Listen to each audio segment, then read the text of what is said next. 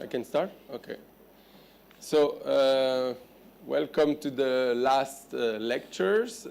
So, as I announced, because I went too slow, the part on the macroscopic limit I will do with slides. So it will be less detailed. I will have to state results without showing explicitly how to get them.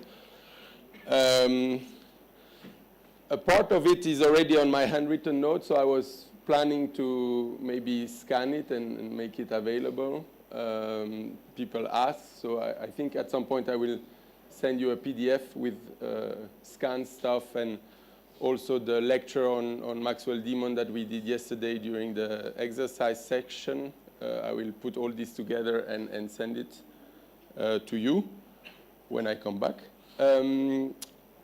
But now it's going to be, I ask you to try to get the main ideas and the detailed steps will not be discussed too much.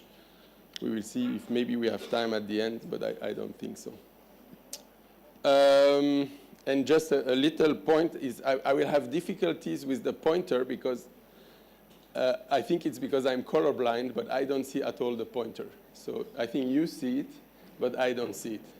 So it's very hard for me to point if I don't see where is the pointer. Yeah, I think it's bright, and therefore the color blindness is already usually a problem, but I usually still see it. But now I don't see it at all. So if there's a brighter one, it would help me.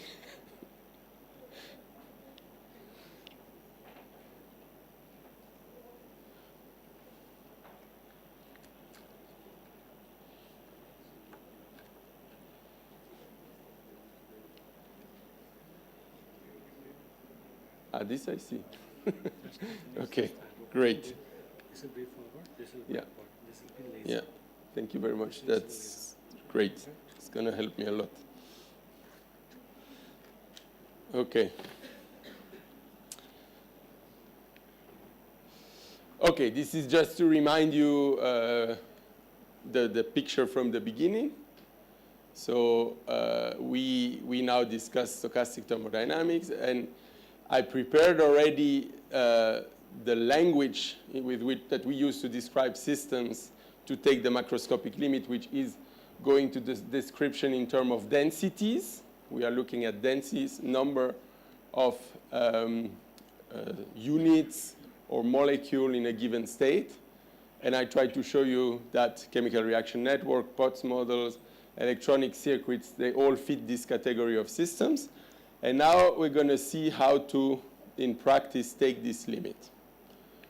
So this is just, I will only flash this because it's a reminder. It's to make a notational connection because it's not exactly the same notation here. So the rates that were R, they are now called lambda. Okay, otherwise rho are the mechanisms for the transition. This is still the same.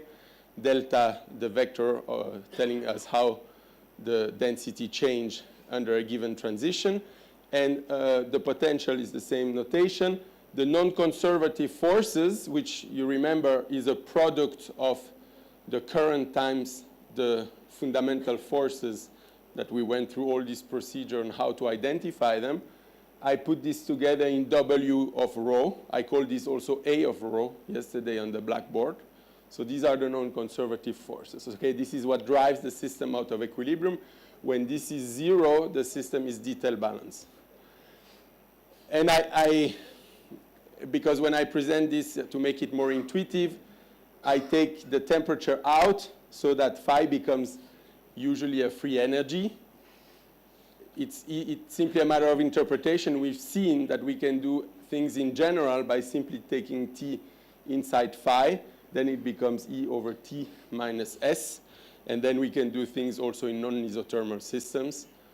But yeah, this is slightly more intuitive because it's a free energy and people are usually used to free energies.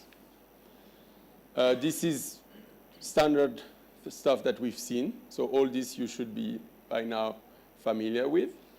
And also this fluctuation theorem. So now let's start the important part, which is taking the macroscopic limit. And just as a reminder, let's remind ourselves how it works at equilibrium. And the good thing is that with Bruno, there was this lecture on the Curie-Weiss model where he showed this actually explicitly, that if we have a system like a Curie-Weiss model, which is described, Curie-Weiss is a Potts model, right? So it belongs to the class of Potts model. The Gibbs state, so the equilibrium state, can be written in the large n limit, so when the system is, when the number of units are very large, as the exponential of the size, n, of the intensive version of this potential, minus the minima of the potential.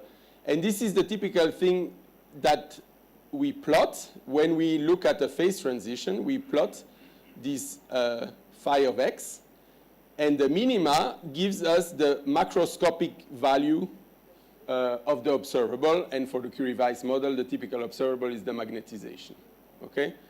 So you see, instead of looking at P directly, we look at the log of P with a minus sign, and we study this rate function, which is in this case, because it's equilibrium, the thermodynamic potential. So that's why it's a real energy landscape, okay? We'll see later that we're going to have these kind of curves, but these are not energies anymore.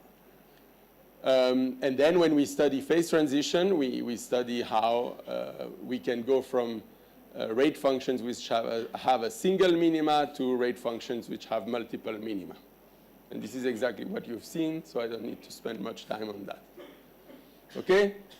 This is a reminder. Now, we're going to do a similar ansatz, but out of equilibrium. And for this ansatz to work, we need to do the following scaling of the dynamics. Yeah, since these are slides, and the risk with slides is always to go too fast, if you should feel free to interrupt me if there are things that are not clear, okay? So this master equation here we wrote, okay? This is simply writing now the probability to have a certain density in terms of forward and backward rate. And the way in which we need to scale things is the following. So we're going to divide the density by an extensive parameter. If we think of chemistry, it's going to be the volume, because it's going to be number of molecules divided by the volume, which, when we take large volume limit, becomes the concentration, okay? And we will assume that, and this is very reasonable, and in all the types of systems that we've considered, Potts model, electronic circuits, chemical reaction network, it is actually the case. You can explicitly, we briefly discussed this for chemistry. We showed that when we divide the rates by omega, they become functions of the concentration. This is precisely why we scaled them. We had this V. Somebody asked, why do we have this V in that way in the rates? It was precisely what makes these rates converge to expressions in terms of concentration in the macroscopic limit. So we're going to scale the rates in such a way that we can have an intensive rate that is going to be small w. Okay, so this is going to be our intensive rate. And the free energy, we also assume that they are extensive. And this is consistent with what I just showed you before for the Potts model. This is a typical assumption in thermodynamics that the thermodynamic functions are extensive, and therefore we can define the intensive counterpart of the potential. Okay? So with these two assumptions, but again, these are kind of intuitive assumptions because we are looking at systems where we increase the size, meaning there are more and more states, and we have transitions between those states. So the fact that there are more and more possible transition as the size of the system increases is also quite natural. So these are not strange assumptions. They make sense in many instances. And now comes the assumption that we before did for equilibrium, that we do a large deviation ansatz for the probability distribution. But now we do it for the time-dependent probability, okay? So at any time. And if we plug this ansatz in this equation, I was planning to do this explicitly, but unfortunately, I mean, if I'm done with the presentation early enough, we could maybe do it on the blackboard. But you plug these ansatz in this, okay, I will do it with my hand, in this master equation, together with these assumptions on the scaling, and you drop everything that is sub-extensive in the volume. Okay, we only care about extensive stuff. You end up with an equation, so the master equation becomes an equation for the rate function. So the logic now is we dropped everything that is sub-extensive. So we dropped information, okay? But it's information that is sub-extensive. So we kept everything that is extensive. And this is the equation ruling the extensive part of the probability distribution. This equation is obtained a long time ago by Kubo. But people always, most of the time, they were simplifying it in the Gaussian approximation. So it was not really exploited as for its full power. Steady state, you remember steady state is an important concept for the master equation. Steady state here will be the steady state distribution of the master equation, also satisfies a large deviation principle, and therefore it will correspond to, when I put this to 0, and I apply this object on this ISS, this is going to give me the steady state rate function. I didn't write it here, but this equation is actually a Hamilton-Jacobi equation.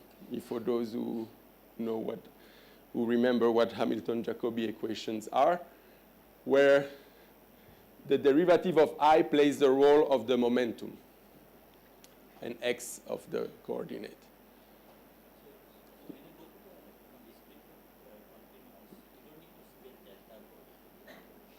That's precisely the important. No, I don't. And that's very important. If you do, you end up on diffusive processes. I don't, because remember, we are dealing here with chemistry, chargers. I cannot argue that one molecule, I scale 1 to something small. I cannot argue that the charge of the electron, I scale it to 0. So I have discreteness there. And that's precisely why it's important to keep this discreteness there.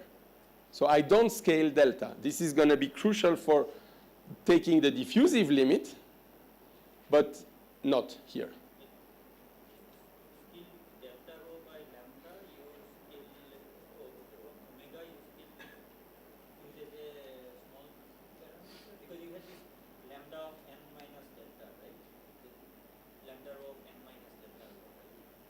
Lambda rho. Yes, here. So when you go from n to x. Yes. So this there you said you don't need to do anything. You want me to sketch it on the blackboard? Yeah, okay. Let's do it. we can also go back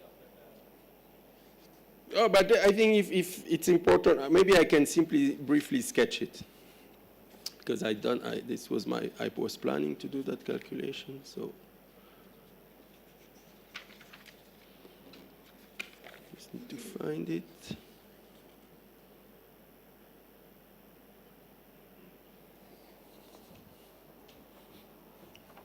Maybe I can do it quickly.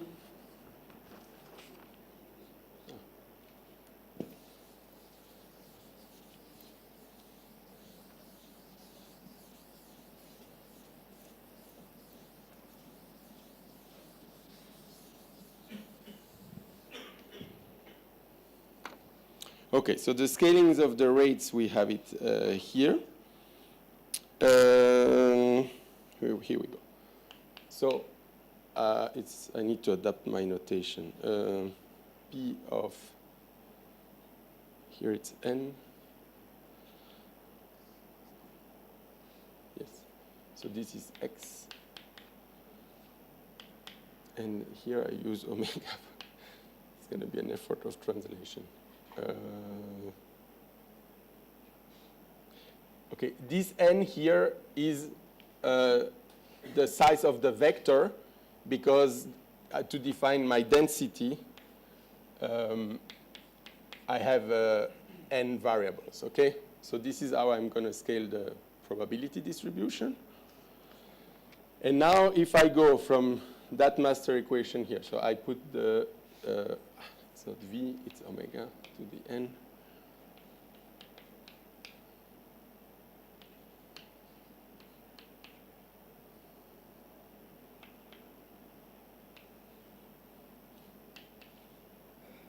So the omega comes because I divide the rates which are here. Sorry, I'm a bit slow because I need to translate the notation.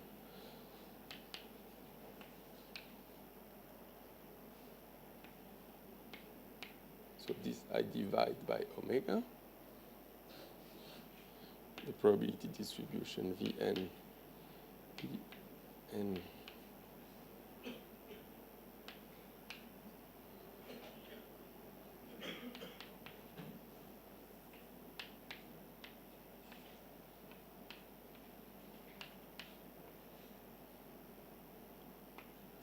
Again.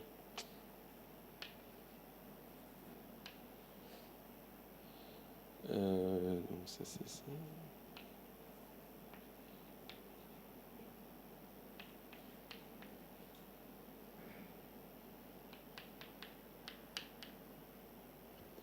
Okay, so here I didn't do anything. I simply copied the equation, but I introduced omegas in the equation at the point I wanted it.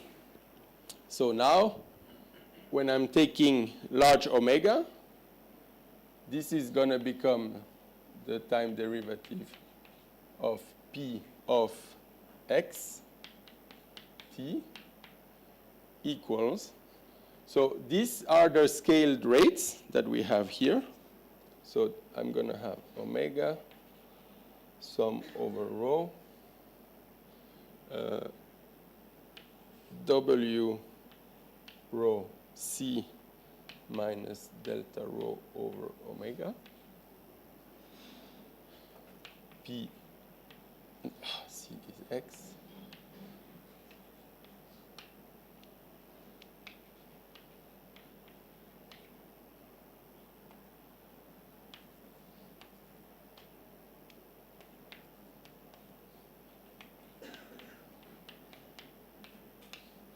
Okay?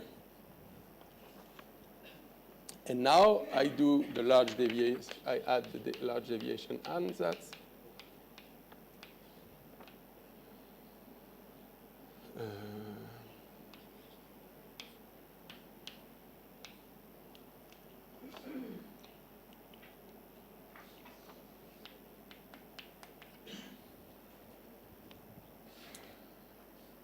So I'm going to plug this here.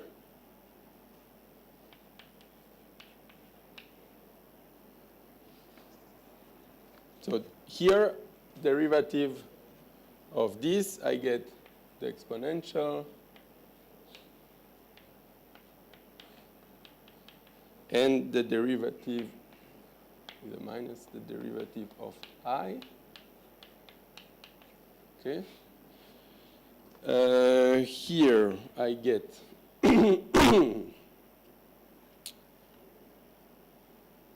and the V, the omega, sorry.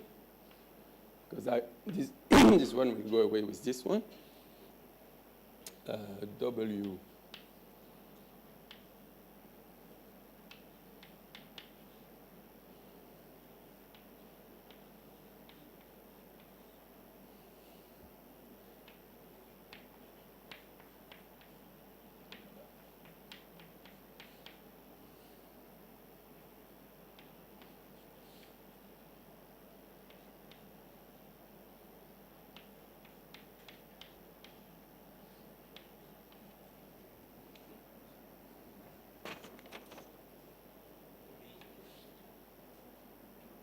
Okay?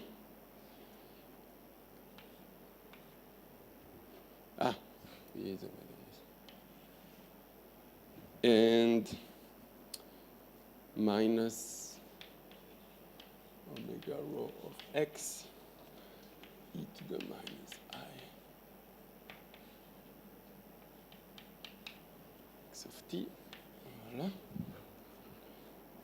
And now you see, here I expanded in omega. This goes away because when I take large omega, this part disappears. So this is going to make omega x.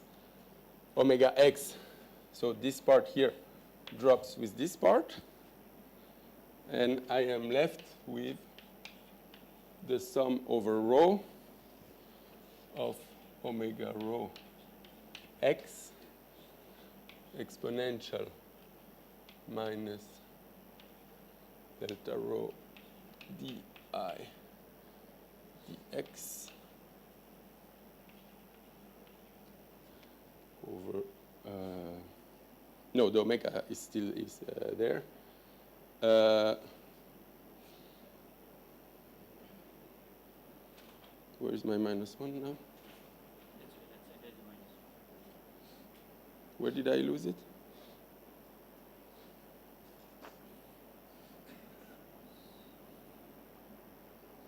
Ah, no, sorry. No, okay. I did something stupid. When I said I simplified this with this, actually I'm not removing this. Exactly. I'm simply taking the I'm eliminating all the exponentials, okay? So this one with this one, and so that gives me this one gives me the minus 1. Voilà. Okay? So that's the way to get it.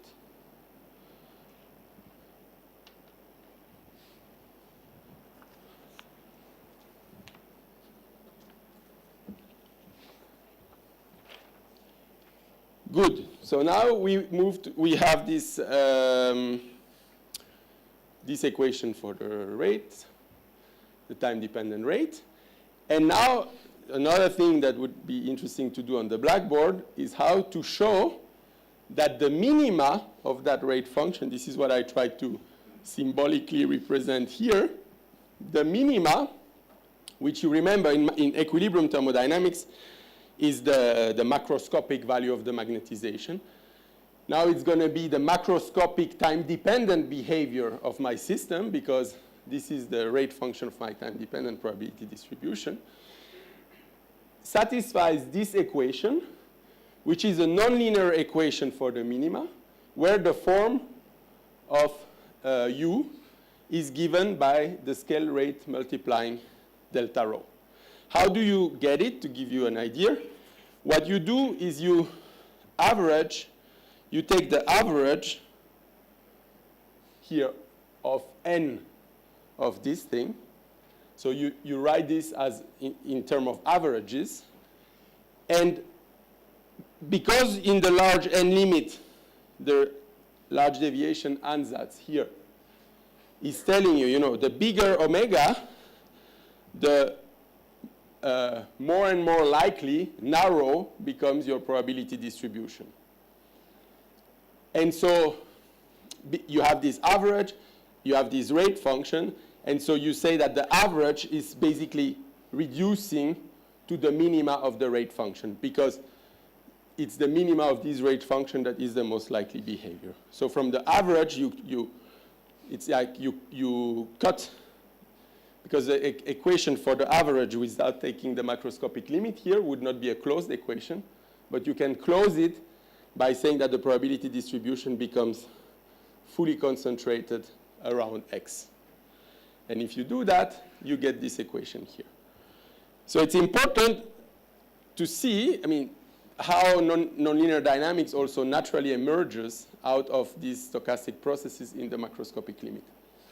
Because for any non-interacting system, and all the Potts model, the chemistry, electronics, they are generically nonlinear dynamics. Otherwise, these are called non-interacting systems. It's almost a definition of interacting systems that these equations are nonlinear. Now, the fixed point of this equation corresponds to the most likely behavior of the steady state distribution. Okay? There's another interesting property that can also be proved, is that the ISS, so the rate function of the steady state probability distribution, is actually a Lyapunov function of the deterministic dynamics.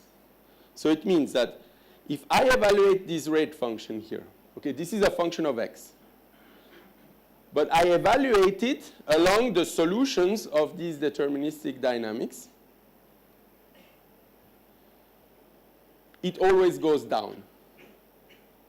So this is why you can kind of imagine, picture it, a deterministic trajectory as going down this landscape. ISS provides a kind of landscape, and the deterministic dynamics always goes down this landscape. Or, I mean, if I had to represent it here, I started here, so you could picture my initial x going here and going down until it reaches here. Okay, so my plot is more or less faithful to that result. Here, of course, this is the time-dependent I. This is the ISS at the end, time-independent. If I take the initial condition, it's going to be here. And if I go in time like I did here, it's going to go down. Okay? So it plays the role of a potential, but it is not a potential, because it is not phi. Phi is the real potential. When is it going to be the potential?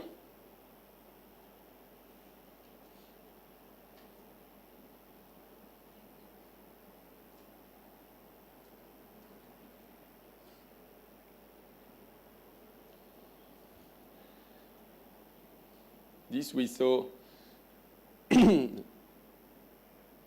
we discussed this before taking the macroscopic limit.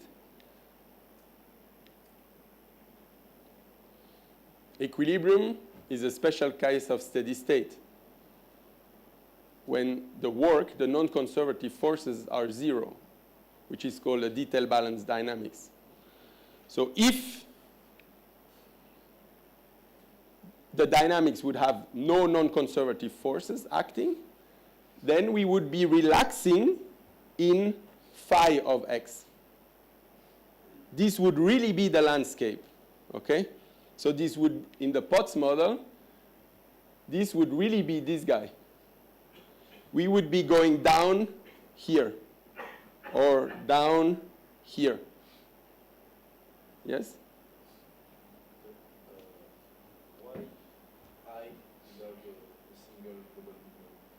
For instance, in the example of device, you can have multiple. Actually, in the drawing I did, I also added multiple minima, because this equation is a nonlinear equation and may have multiple fixed points. Actually, it may even have more complicated solutions, like limit cycles, chaotic attractors. Actually, I will show you, this is a result of the theory that I will show you later, that if your dynamics is detail balance, meaning there are no non-conservative forces, you can only have fixed points. You cannot have limit cycles and more complicated objects. But you can have multi-stability. Okay? So in the equilibrium case, I could still, like in the steady state, it's the equilibrium potential, like free energy potential. But No, during not in the steady state, in the equilibrium in the steady state. equilibrium, yeah. But the equilibrium, Yeah. the dynamics is equilibrium. Yeah. Satisfied with the local system. But this I could still be evolving in time. This I, you mean this I, or this I does evolve in time, right? Right, yeah. So it's not that I have some fixed thing on which it's relaxed. No, but wait. This, okay. Let's repeat to not be confused. One thing, when I'm drawing this, I'm drawing this. Okay, this is, I'm looking at the solution I as a function of time. And I'm imagining that I'm not driving my system. Therefore, there's a long time after which I reach steady state. That's the first statement. Now I'm making another statement. That other statement is, pick this. Pick the final steady state as a function. It's this function ISS. Take an initial condition for this deterministic equation. Solve this and evaluate this function along the deterministic solution. The statement is, it depends on the initial condition, by the way. It's always going to go down, but where I'm going to go depends on the basin of attraction. But in this case, let's imagine, okay, my initial condition is here. Okay, initial x most likely was here. So now forget this. I start here with my trajectory x. And I'm implementing the dynamics. X is going to evolve in such a way that ISS along that deterministic solution goes down.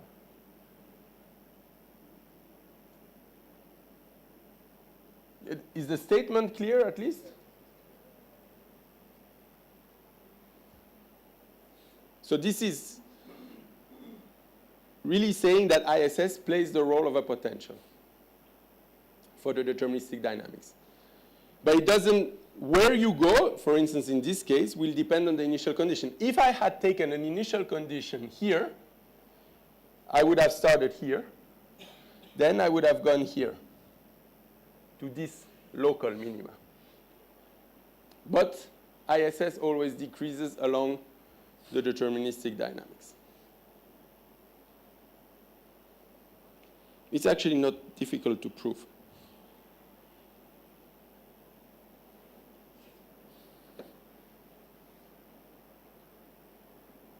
Okay?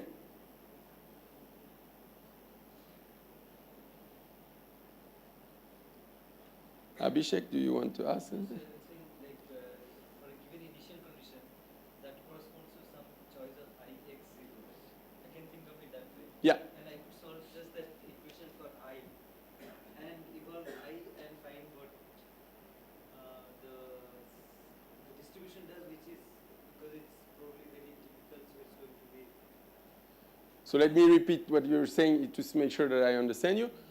This is what I was trying to show before. If my ix0 would be here, let's say, okay, a certain rate function here, where the most likely solution is here.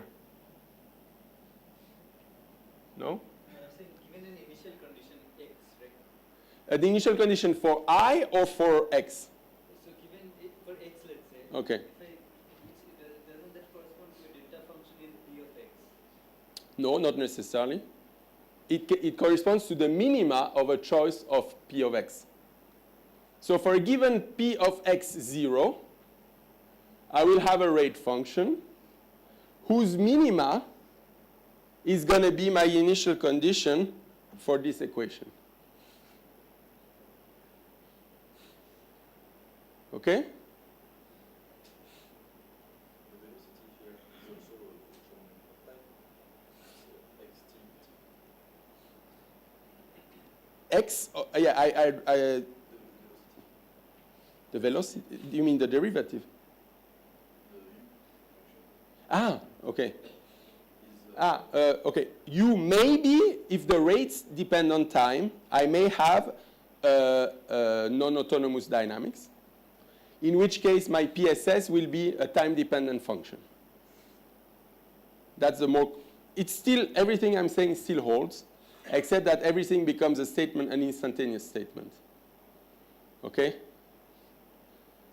Not with deterministic dynamics. Do you need steady states? Or No, no. But what I'm saying is that if there's an explicit time dependence here, I need to define a time-dependent ISS. Okay, so this becomes the instantaneous steady state.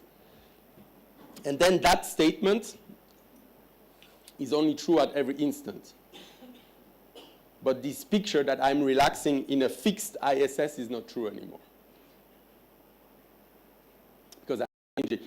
It's like same as equilibrium with potential. It's like simply I'm moving potential in time. So my system also wants to go down, but since I'm moving it, I may prevent him to go down.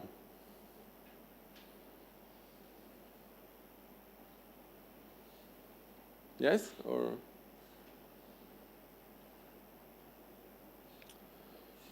okay, so we've done this for the dynamics. We know how to have the corresponding thermodynamics because we have local detail balance. So we can now do exactly the same thing on the thermodynamic observables. First important point when we do that, let's look at the Shannon entropy. P log P. Log P becomes the time-dependent rate function. And as we said, this object has a minima in the macroscopic limit. And so I'm going to go, and that minima, I should have said this, corresponds to 0 for normalization of the probability distribution. So the minimum of I is 0. Otherwise, you lose probability. Okay? And since this is 0, the minimum of that function is 0 for normalization. This is 0. So this means I evaluated at the minimum is 0. So there's no more Shannon entropy, and that makes sense. We lose fluctuations. They become narrower and narrower. So the most likely behavior of the Shannon entropy becomes 0. So everything that has to do with this information entropy is gone. What is left, however, is the internal entropy. You remember for the Potts model, the complexion number. That number may be extensive in some systems. And if it is extensive, it gives rise to an entropic contribution that really comes from there.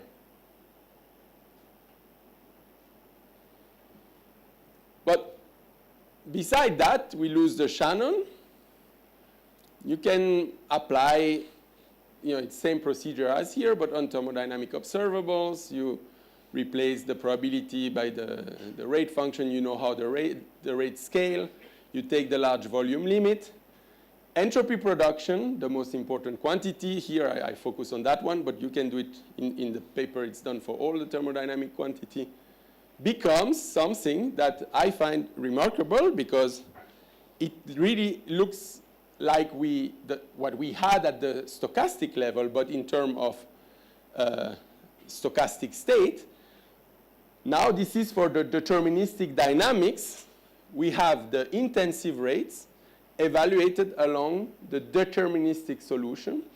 So the solution of that deterministic equation that I've shown you. And this is the rate forward minus the rate backward, log the rate forward divided by the rate backward. So we still have this interpretation, not anymore statistical because this is a deterministic dynamics. The entropy production measures asymmetry in the currents between forward and backward transitions. Yes?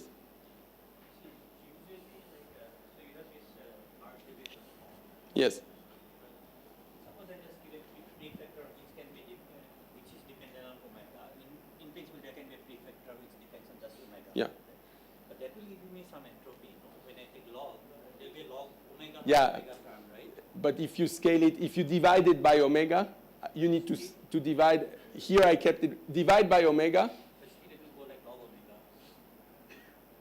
No, because the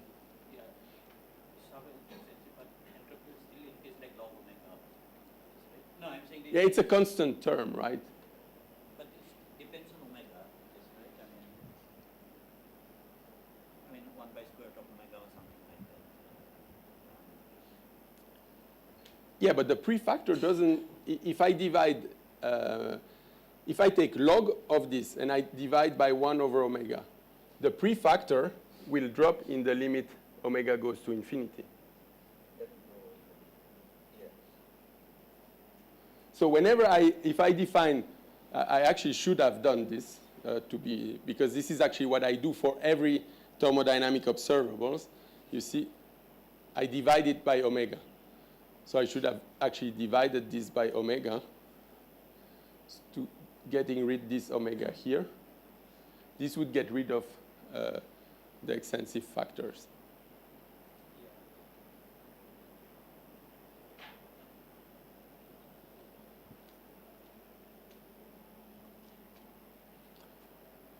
Okay, so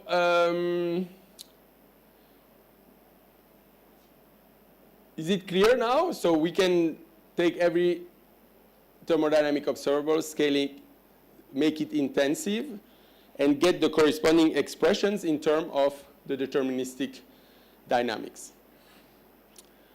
This is the statement as I was making before, a direct consequence of the second law, because entropy production, we wrote it as the non-conservative work.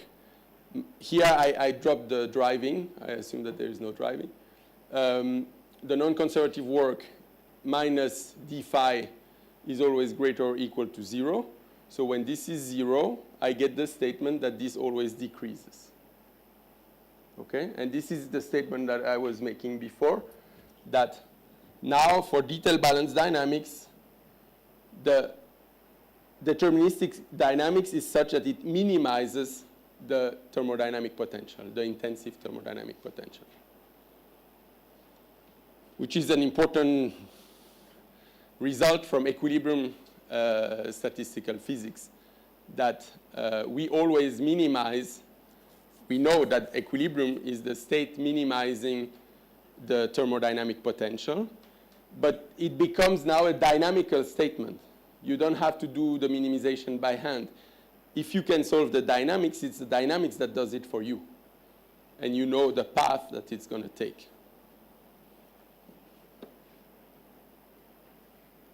Okay, this is something that would require 2 pages of calculation, but it's really a lot of complicated thing for a message that at the end is relatively simple, and it's the following.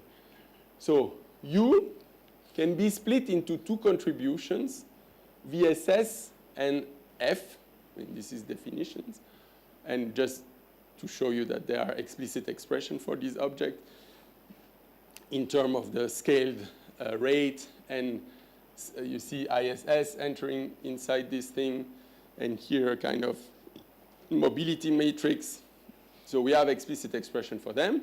But one can show, and I should also point out that this VSS is, you get it by taking the ratio between the probability flux divided by the probability. So that's why it can be seen as a probability velocity in the macroscopic limit. So you can show that this VSS is orthogonal to the derivative of ISS, and that ISS, we know already, goes down in the dynamics, but is a kind of nonlinear gradient descent in ISS. So the picture that it gives you is the following. I try to illustrate this on the graph. Your dynamics autonomous case, let's assume in time-independent rate, has a component orthogonal to the direction where it goes down, which is given by this VSS, and another one that is a nonlinear gradient descent in ISS. That's it was known for diffusive process, but not for Markov jump processes. So this is the version for Markov jump processes. And interestingly, you can show that if you have a detailed balance dynamics, VSS is 0. So this means we lose the circulation part. We only go down. Okay? We only go down in phi, as we said. Furthermore, because now we know that the ISS is the phi, is the thermodynamic potential, the dynamics becomes a nonlinear gradient descent in phi. It's non-linear because you still have higher order.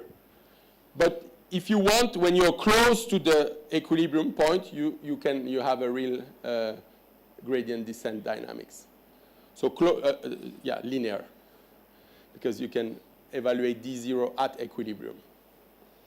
Okay, so this is also very important, because first you make contact with phenomenological theories. I mean, Landau was using this very often, that you assume that what drives your dynamics is a force that is the gradient of the potential.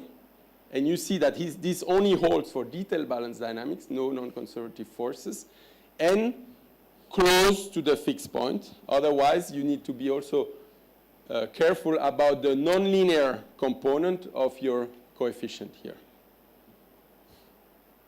And second, because there is no circulation, you know that you cannot have limit cycles, chaotic attractors. So this is actually a proof that at equilibrium, you don't have complex behavior. If I define complex behavior, multistability is a form of complexity, you may say, but it's a simple one. You cannot have complex attractors in your phase space. No limit cycle, no chaotic attractors. Okay, so, and this you get from studying these properties. So I think this is pretty neat, and it shows how we recover known things from phenomenological thermodynamics, and it's very nice because we see exactly under what condition they hold. Okay, now we get to a comment that is I sketch here, but can be analyzed much more in detail, and it's the diffusive limit. Okay. If I would linearize this, I could say, okay, let's assume that this is small. So I expand this. I get two terms, where one can be identified as the mobility, the other one as the diffusion, the drift and the diffusion, which corresponds to a Langevin dynamics of this kind. Okay? This could, or a Fokker-Planck with a drift given by that and a diffusion given by that. Well, first I need to argue that this can be assumed to be small. There are two ways to justify that, right? We have two objects. One is that I'm very close to a fixed point, because we said the fixed point is the minima, right? So this object is small, close to a fixed point. So that is a good thing to do. You can do that if you're very close to a fixed point. So you can justify a diffusive approach for problems that are localized around fixed points. Another limit is if somehow you can argue that this delta is small, can be scaled down to something small. And this is what we do when we take a diffusive limit. Space, when the states is space and we scale the rates in the diffuse, this is textbook scaling for the diffusive limit. In that case also, we get diffusion, and this we knew it already. But it's only in those cases, otherwise we cannot. So whenever we care about processes like, for instance, what's the probability to go from here to here, if you do this approximation for chemistry, you get something exponentially wrong. Okay, so this is very important. Diffusive limit works for space, continuous space limit, but not for these chemistry, electronics, Potts model, because we cannot argue that this thing is scaled to 0 in the macroscopic limit. It doesn't. It's intrinsically a Poisson process. What you can do now, interestingly, if you try to do thermodynamics with this, even close to this, mathematically it's inconsistent. To make it consistent, and that makes sense if you're close to this, you can do it. That corresponds actually to the, Van Kampen calls this the linear noise approximation. You need to also linearize this. So if you linearize this, you get, you see, this. And now you're describing basically a process which is Gaussian noise around the deterministic solution. And that is thermodynamically consistent. And did I write it? Yes, I wrote it here. So the analog of the local detail balance at the level of this diffusive process is precisely this. You can really show that this relation, which is a generalized version of Einstein relation, okay, because you connect the diffusion coefficient to the force and the derivative of the potential. So it's a form of fluctuation dissipation relation. This is a direct consequence of local detail balance for diffusive process. And with this, you can do stochastic thermodynamics. But in the context, in the context of diffusion, no problem. In the context of POTS, chemistry, electronics, this you need to keep in mind, it's only going to hold around fixed points. Okay? That's also an important message. So here, so if I put the diffusive limit earlier, Yes. right, I would have then expanded this omega rho, this thing, right? Is it equivalent? Because here now in the I you have a non-linear term, right? And del x I whole square. It's not L2 I del x, right? Yeah, but I'm working with the rate function here. Put this one, it comes Yeah, into the yeah, you can directly scale this diffusively. Yes, using all these derivatives to it. yeah. But you have dropped some terms here, no? So that limit you don't require. Well, but you know, I need to, it's a different scaling, right? Because it's not anymore V going to infinity. When you do diffusive limit, you need to scale. It's like the sum of the rates. Let me see if I remember. The difference of the rate with epsilon and the sum of with epsilon square. That's a different scaling than the scaling that we used. So it's a different scaling. So this is why of course, now I'm doing something after having done a different scaling. So if you want to get diffusing from the start, you don't need to scale things like this. You need to scale it diffusively.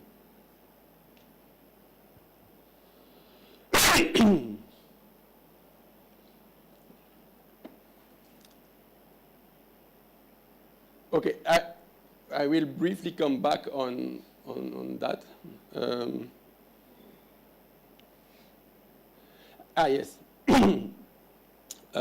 Now I said this is in general thermodynamically inconsistent. It also means that the fluctuation theorem will not hold. And now I'm going to go show you some evidence on an example for that by going back to the CMOS inverter. So if we compare the prediction so this is the probability distribution. Remember the CMOS inverter, we are looking at the probability distribution of charges on this conductor here. And if we do the proper full theory by solving this equation here, this part, we can get the rate function explicitly. And we compare it with the simulation of the Poisson process, it matches remarkably well. If you do the diffusive approximation, you see that you're fine close to the maximum, which corresponds to a fixed point in the macro limit, but the tails are very wrong. This is the rate function. Is it this one of the? Yeah, that's the one of the current. Yes, because if it's fluctuation theorem, it's the one of the current. So this also I didn't explain, but until now we looked at the rate function of x, which is the state variable. You can also look at the statistics of currents, right? Because the currents are stochastic in stochastic thermodynamics. You take the macroscopic limit, and you can write the analog of the master equation for the probability distribution of the current using generating function. I didn't want to go into any of those details, but this is the rate function of the current. And again, this is comparing this rate function using spectral method. This is just using the eigenvalues. Yeah, I will not explain the details, but it's an exact method for the master equation. Compare it with the macroscopic fluctuations. Works super well. And the Gaussian theory gives us a quite wrong rate function. And the fluctuation theorem for currents, we briefly discussed that, actually manifests as a symmetry of the rate function. So of the Legendre transform, no, this, yes. This is the cumulant generating function. So it's still, this is the rate function of the, so that's really the rate function of the probability distribution of the current. So I'm since we didn't go through these things, let me just sketch what these quantities are.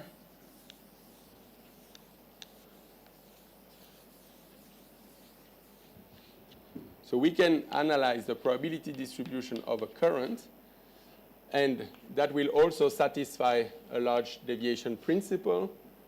So I think phi is bad because I use the potential phi in the, so this, let's call this the rate function of I.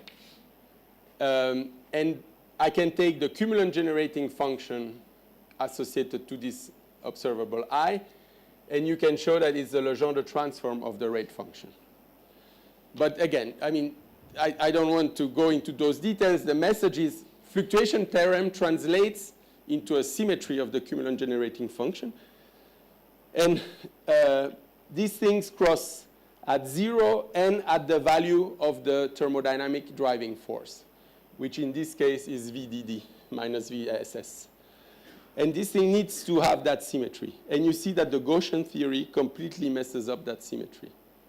So it violates the fluctuation theorem symmetry. So the Gaussian approximation really, again, if you want to do things really close to the fixed point, fine. If you want to use it beyond that for these kinds of problems, you get really wrong results.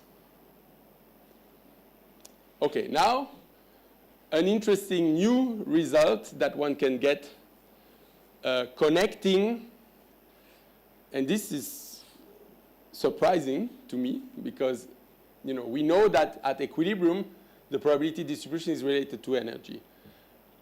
Relating ISS to explicit thermodynamic quantities is something that you would a priori expect that is not possible, but actually you can, not the energy but the entropy production.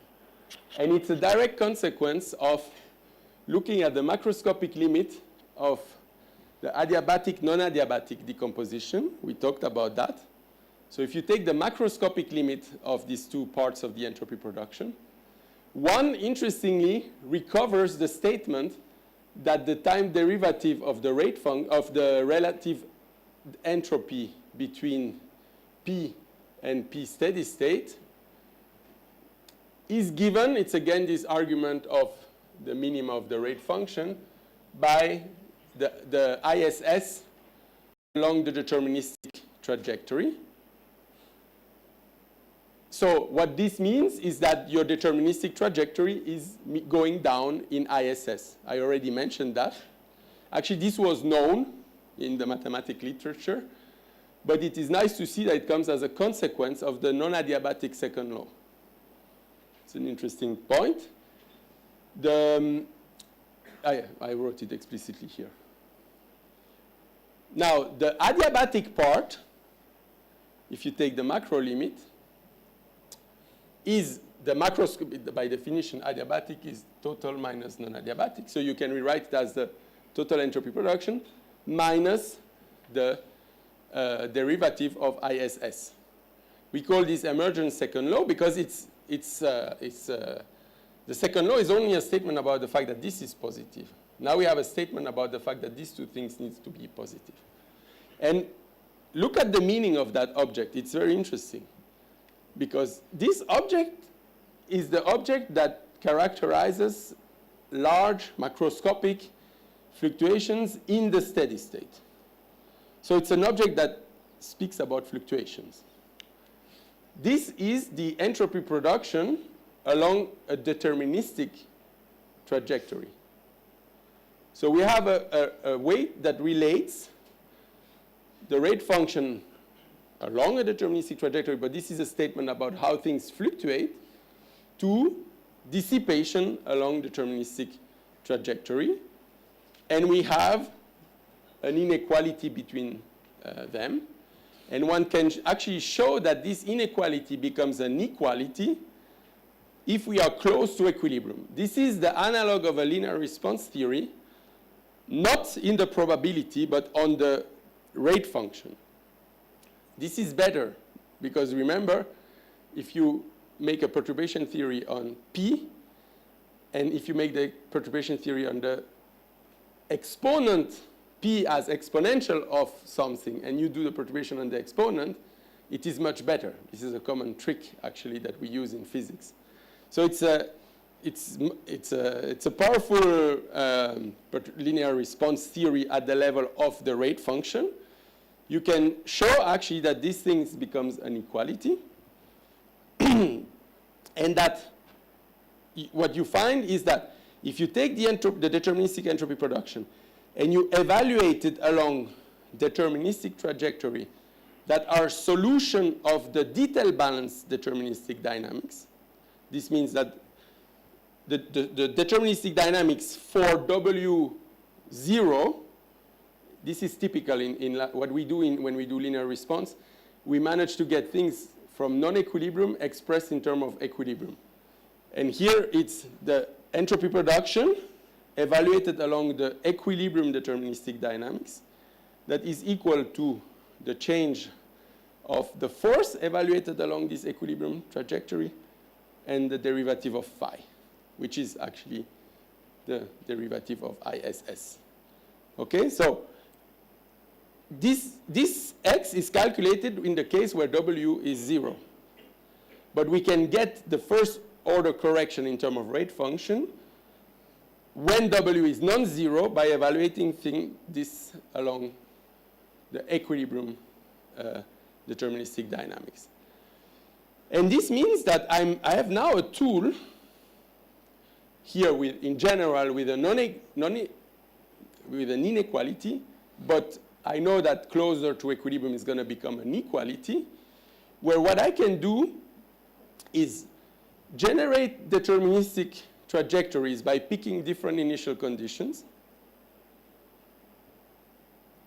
and then evaluating this change of rate function, and well, it's rather evaluating the entropy production, this object along this, and it's a way for me to know, to construct the ISS, provided I know the initial condition of ISS. So let me show you this on an example. So this is actually the memory that we looked at with the two inverters associated one to each other. The probability distribution, I told you, is bimodal. This is the number of electrons here. This is the number of electrons here.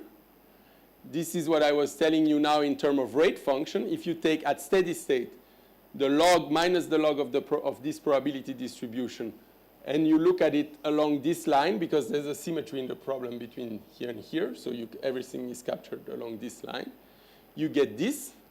When VDD is small, you don't power your device a lot. You're close to equilibrium. You get something that has a single minima. As you power it on, you get to it's like a non-equilibrium phase transition.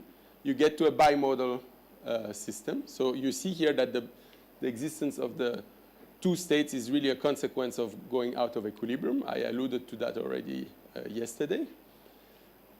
And I compare the prediction of the linear response to the exact solution. So you see close to equilibrium works remarkably well. And it even captures reasonably well, not perfectly, but reasonably well, the rate function in the bistable limit. That's a comment. Another comment is, if you actually look at omega, we usually take omega going to infinity. Actually, explicitly here, it's of the order 10. And large deviation works already remarkably well. It's to give you also a sense that large number of electrons can actually be reasonably small. Okay, this is the master equation that we solve. This is the deterministic equation corresponding to this. But going back to the point I wanted to make, this how we can use this connection between deterministic entropy production and rate function to reconstruct the rate function. So this is an example of what you get from this. So if you take an initial condition here, and you compute the entropy production, you assume that you know the initial condition here. This is actually, you might say, less realistic than here, because here we do the opposite. We assume that we know it at the end, and we backpropagate. And here you could say, okay, one way to get the I that is easy close to 0 is to do a quick Gillespie simulation, because your statistics here is going to be very good. And then you use the result to backpropagate. So this is the bound that you will have, okay, with this result. So in this case, I use it in this way. In this case, I use it in this way. So you see that the inequality is there. I mean, you cannot fully bound it, especially as you get close to the fixed point, because what happens there is that when you get closer to here, and you get basically the dynamics get stuck here, entropy production keeps increasing without changing the rate function. So it becomes worse and worse close to 0. But you see, it's a way to bound your rate function. And for once, coarse graining helps us. This is the entropy production that you get if you lump all the edges. You remember, we discussed this at long. If you don't discriminate between the different reservoirs, you lump the edges. In this case, this coarse grain entropy production also gives you a similar bound. But since it's smaller, the bound gets much better. And if you actually use that to calculate the rate function, it works superbly well. So this is to give you the summary of what we do. This is the space. Okay, this is this is the result of the reconstruction. But we had this. Now what we do is that we take these initial conditions, and we solve the deterministic dynamics. We evaluate the deterministic entropy production along that, the coarse-grained one. And we use the relation that we got to calculate the rate function.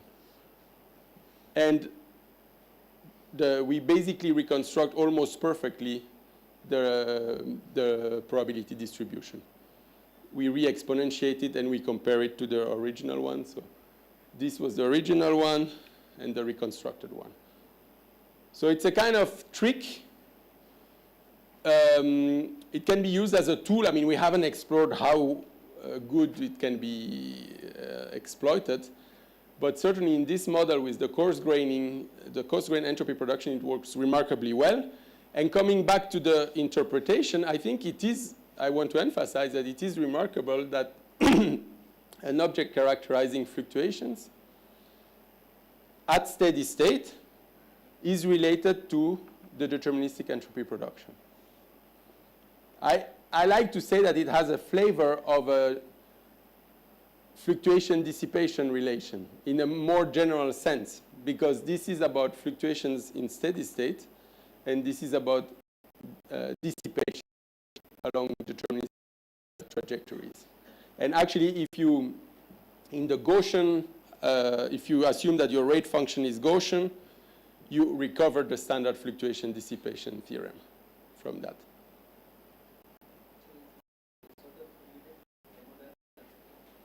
No, because there's no variance of currents here. The thermodynamic uncertainty relation is for the variance of a current. This is really the rate function of a state observable, right? This is the density. It's not a current. So it's not really. To what? You can relate this to some fluctuation. Fluctuation theorems, or no, not directly. Fluctuation, or no, you can show that if you are close to equilibrium and you do a Gaussian, you assume that fluctuations are Gaussian, you recover a fluctuation dissipation relation. But this is, it's more general. And it's a bound in this perturbation theory. So this goes really beyond the traditional fluctuation dissipation theorem. So I think that's a nice, conceptually nice result, which has also potentially some practical application to reconstruct landscapes. Now, a second interesting result that is also, to some extent, this is new, and this is a kind of recovering consistency, is the following. You can prove, and this is, again, can be done explicitly by looking at the, because I told you it's an Hamilton-Jacobi equation, you can look at the path version of it, and explicitly show that the instanton is a solution of this path integral, telling you the most likely way to go from, if you are here, to go here, which defines the probability per unit time to go from one well to the other. It is given by the exponential of the rate function evaluated at here minus here. At equilibrium, this is what we discussed with Arrhenius rate. This is Arrhenius rate theory. Okay? Arrhenius is, I told you, the barrier needs to be high compared to KT. Here, it's the large volume limit that naturally gives us a weak noise approximation. But more importantly, here, this is not restricted to detail balanced systems. This is really the non-equilibrium steady state rate function. Okay?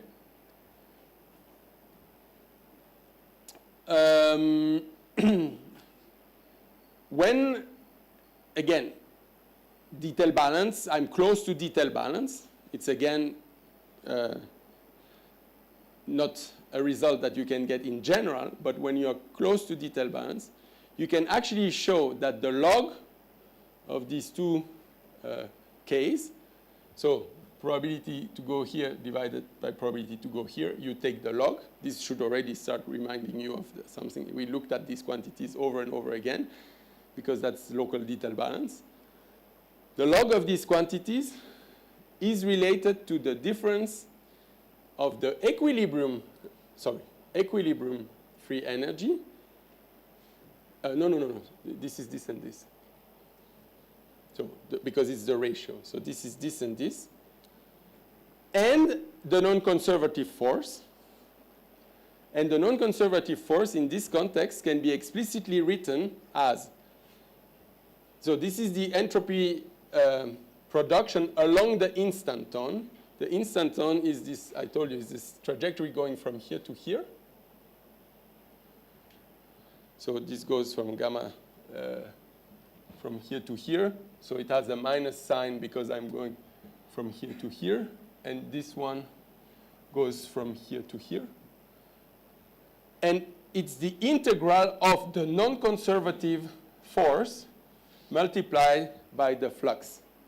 So this is really this non-conservative entropy production. So you take it and you evaluate it along this path. So it's really the integral along the most likely path connecting the two states that gives you this term here. So what I'm telling you here is that we're kind of, it's a self-consistency check, right? Because we are showing that at the coarse-grained level now, because this is really a coarse-grained description. We took the macro limit, so we have a double well potential that is the result of the analysis in the large volume limit. We could coarse-grain the dynamics here in terms of two states and apply local detail balance, provided that the non-conservative force is not too strong. And we explicitly recover local detail balance.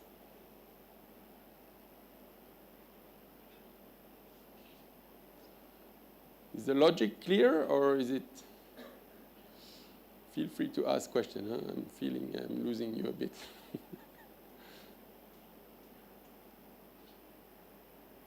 You know, we were at the very beginning when we started with stochastic thermal, we had states. And we showed you the result of the analysis of stochastic thermodynamics was that we could rewrite the local detail balance in terms of the difference of free energy between arrival state and starting state, plus a non-conservative force. This has exactly that flavor, except that we are at another scale here. Because what we did is we have a Markov process with a lot of microscopic states. We took a macroscopic limit. The probability distribution in that macroscopic limit, the rate function of the probability distribution is this double well potential. And I'm saying, oh, when could I actually coarse grain this description and come up with an effective description only in terms of two states with rates connecting these two states, kappa nu, that satisfy local detail balance? Well, when your system is not too far from equilibrium.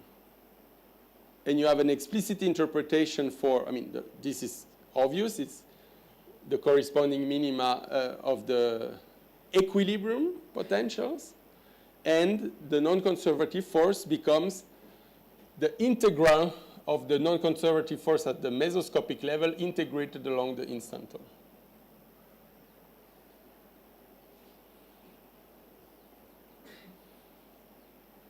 Okay. No question? I think I lost you all.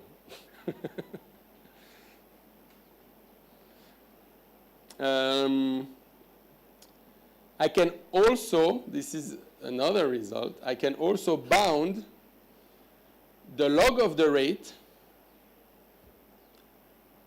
This is to be understood in the large deviation sense, otherwise you're going to be confused because you're saying, oh, but this is dimensionally, this is strange because it's the log of something that has dimension. But I can take any constant, and because I take large V, it drops away. So I can, it's in the sense of large volume that we can show these inequalities. We can actually bound the log of these escape rate, not the ratio. The ratio we had before, but the actual log of the rate by the entropy production along the relaxation path.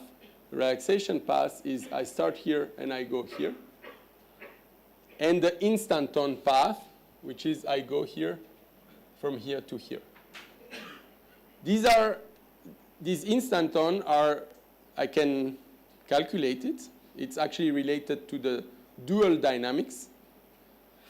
This is why I introduced the dual dynamics, because I could have shown you that it's a solution of the dual deterministic dynamics. And then I evaluate the entropy production along these two relaxation dynamics, which is the deterministic one, and dual dynamics, which gives me the instanton. And I can actually bound that rate by the entropy production. This is general. And again, when we are not too far from equilibrium, we can show that these inequalities become equalities. Now, one way, the physical way to interpret this is the following. The attractors with the largest lifetime, so largest lifetimes means k is small, right? It means that you're staying a long time here because this rate is small, has the largest relaxation entropy production. So the largest entropy production along this path. This is actually quite interesting. And there's been, I mean, you see claims in, especially in ecology, and of this maximum entropy production principle, which I think there's no serious basis for it. It's more something that some people think is a general principle. but it lacks a rigorous proof. But it's interesting that in this context, we have a way to at least understand when something like that could be true, provided that we say, because they say that the most stable attractor is the one which dissipates the most. So they say that it's really, if I'm here and I'm dissipating here, I'm the most stable one. Okay? This is saying, wait a minute. We proved that this is the most stable one if the entropy production along that path is the largest one. But if somehow you could argue that the dissipation along this is smaller than the dissipation here, then maybe you could make sense of this.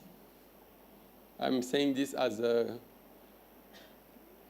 there's a potential connection here, but there's a big if, which is that you need to argue that this relaxation entropy production is mostly the entropy production in the attractor itself, in the minima. Okay?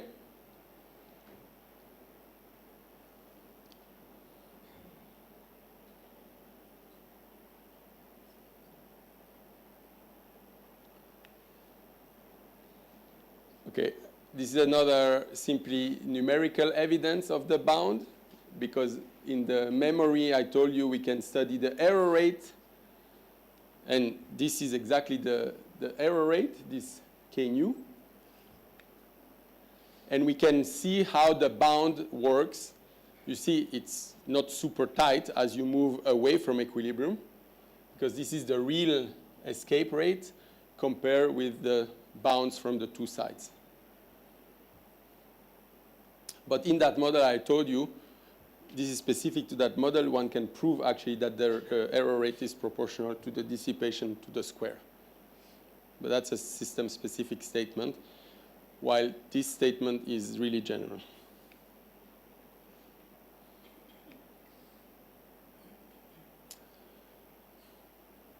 I fear that I lost you. So maybe I'm going to say the last thing. Yeah, I had examples, etc., but we will not have time to go into them. And then you can ask questions. This, again, would require an entire lecture, if not more. We were working with X, and all the examples I told you until now, they were number of molecules, number of electron a conductor, number of units. We didn't introduce space. But nothing prevents you to split the index X, the occupation, as a vector which has both spatial component and internal components. Okay, so we're going to call C the space. It might be a bit confusing, but it's because of continuous limit. And R, the discrete one, because of reactive component. Okay, so R, no. No, okay, so I reversed it here.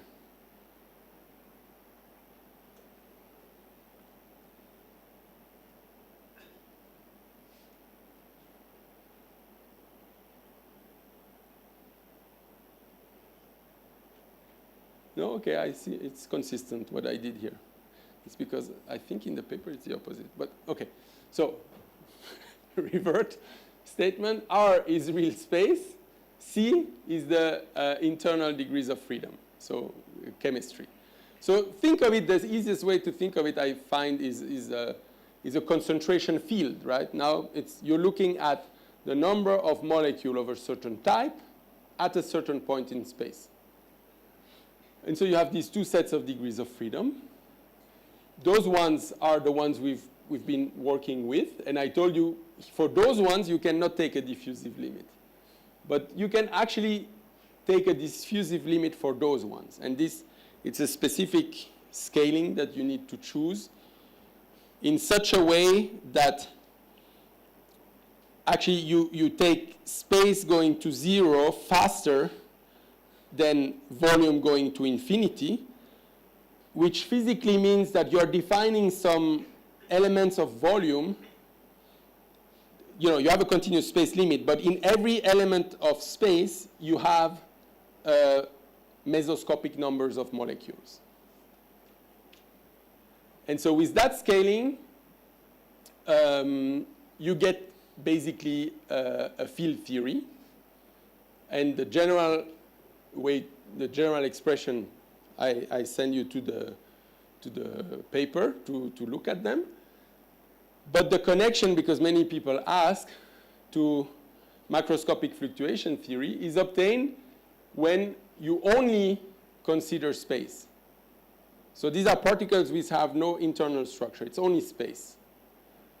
In that case, you recover macroscopic fluctuation theory. And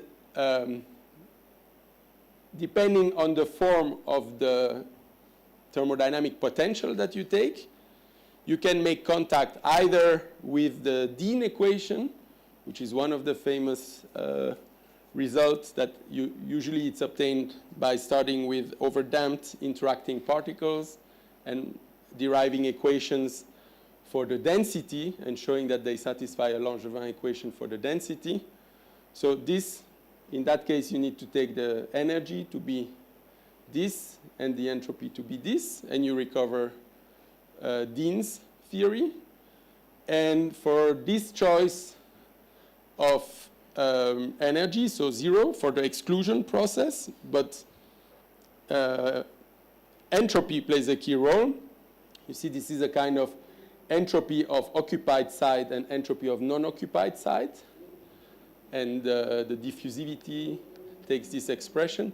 Then you get the macroscopic fluctuation theory that people get in the context of exclusion processes. But if you go there with this, you can make contact. You can actually, this is the language to formulate thermodynamically consistent theories of active matter. Because you have field theories, thermodynamically consistent field theories of active matter. Because you can deal now with objects moving in space, but having internal degrees of freedom powered by chemistry. And most approaches which have attempted to do that, they've basically only looked at entropy productions that capture this part. And they typically miss this part. And in the review you can, that is here, you can find a toy model of active matter with spins where you can see the spin as a kind of two-state orientation and that with a force that powers the transitions between the spin, and then if the spin is down, there's a force, a self-propulsion in one direction. If it's up, in the other direction. And you can derive a thermodynamically consistent field theory for this toy model of active matter. And we discuss how it is not related, not equivalent to what people have done in that context. Okay, so coming back to the overall picture, I know that we went fast on the macro limit, but the point is that if we start with stochastic thermodynamics far from equilibrium at small scales, and we take a large size limit, we can go to a deterministic formulation of non-equilibrium thermodynamics, and I showed you that we recover some of the phenomenological results in this context, but now they are backed by systematic derivations. So detailed balance dynamics minimize the thermodynamic free energy. Close to equilibrium, we have a gradient descent in the thermodynamic potential. There can be no limit cycles. At equilibrium, only fixed points. These are things that people would expect, of course, but it all comes from the mathematics now. And in this intermediate region, I mean, on this I really spent little time because I mostly discussed fluctuations of x, which is density, but I didn't talk at all about, or only for the example, fluctuations of currents. You know, we saw that currents are important. The non-conservative part of the dissipation is a current time a force. So for many problems, currents are crucial. So you can also study the statistics of currents in the large volume limit and in general. So you can have both X and scaled currents. And we've seen how we can recover in special cases if we only look at space, no internal degrees of freedom results from macroscopic fluctuation theory. And in the diffusive limit, this is when we took the diffusion process and we linearized it. This is where we make contact with Onzaga-Matschlup type of theories. Yeah, I didn't talk about minimum entropy production principle. This is all in the review. So I will scan notes where you have calculations done explicitly that are in the paper. The paper, I think, is relatively self-contained, so you can, with all the things that we discussed, I think you should be able to redo the calculations if you want to. Yeah, I think this reaches the end. I had various applications. I will send you the slides, but you have so that you have all the references. But I will end up here.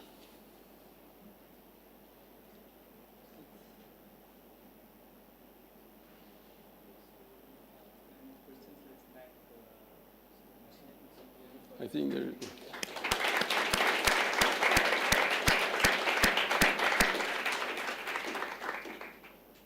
So before we break for lunch, before we break for lunch, I mean, we actually want to also, there's still one more lecture, but we want to sort of make some vote of thanks and kind of conclude the school. So for thanks, I guess first we would like to thank both ICTS and RRI for funding the school. So this is like, you know, this is the 15th school which is started here in RRI 2009, is it? 10. And since then it has been continuously funded by these two institutes, and that's really nice. Yeah. So other than that, we want to thank the staff at both ICTS and RRI. So ICTS, RRI, I think Raju, and here at RRI, Shirin and Mahadeva, who have been helping a lot. There are a lot of other people, including the fantastic AV staff here, who's really, we should give him a special round of leg tap.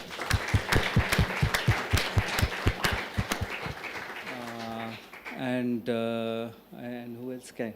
And then I think we should thank the organizer for this very nice school. Yeah, thanks. Thanks. Yeah. And of course, all the lecturers, the 6 lecturers, and finally, most important, I think, all the participants, especially the ones who are still here and who will be there hopefully for the next lecture. So actually, it's really important. I mean, if you go to a school, it's really important that you attend all lectures. I mean, go to a school or a conference. I think this is something that you should just develop. I mean, by default, you shouldn't even think about it. I mean, a lot of effort and is going on by lecturers, organizers. A lot of public money we are using, right? So it's, I mean, just a good habit that you should develop. I mean, if you go to a conference or a school, just attend every lecture. So those who are doing it, really thanks, and you are encouraged to continue doing that. Anything else? Yeah, that's all. So we'll see you again back at 2:30.